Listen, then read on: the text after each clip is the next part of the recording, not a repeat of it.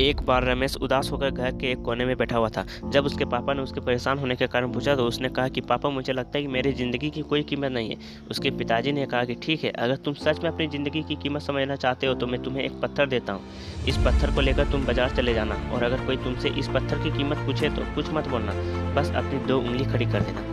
रमेश अपने पापा के कहने के मुताबिक बाजार गया और कुछ देर उस पत्थर के साथ बैठा रहा। कुछ ही देर बाद एक बूढ़ी औरत रमेश के पास आई और उससे पत्थर की कीमत पूछने लगी। वो लड़का चुप रहा और बस उसने अपनी 2 उंगलियां खड़ी कर दी। तभी वो औरत बोली, 200 रुपये?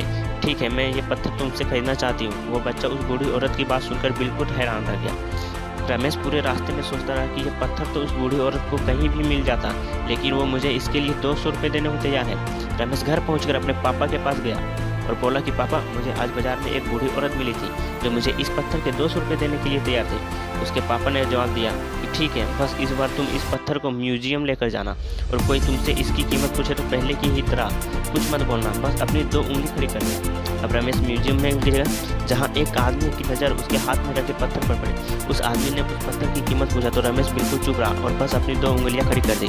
तभी वो अपनी आदमी बोला, 20,000 रुपये? ठीक है, मैं तुम्हें इस पत्थर के 20,000 देने के लिए तैयार हूँ, बस ये पत्थर तुम जल्दी से जल्दी मुझे दे दो। वो लड़का इस बार भी हैरान था। वो घर पहुंचकर अपने पापा से कहा कि पापा, मुझे म्यूजियम में एक आदमी मिला था जो मुझे इस पत्थर के 20,000 रुपये देने को तैयार था। अब रमेश के पापा ने कहा कि अब मैं तुम्हें एक आखिरी जगह भेज रहा हूँ, तुम्हें वहाँ एक कीमती पत्थरों की दुकान पर जाना और अगर वहाँ भी तुमसे कोई इस पत्थर की कीमत पूछे तो कुछ मत करना, बस अपनी 2 उंगलियां खड़ी कर देना। अब रमेश उस कीमती पत्थर की दुकान पर गया जहाँ उसने देखा कि एक आदमी काउंटर के पीछे खड़ा था।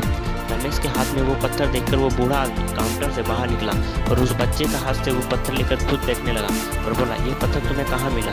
ये तो बहुत कीमती लग रहा है, तुम मुझे ये पत्थर कितने में बेचोगे? रमेश इस बार भी चुप रहा और अब्बास हर बार की तरह अपने 2 उंगलियां खड़ी कर दी।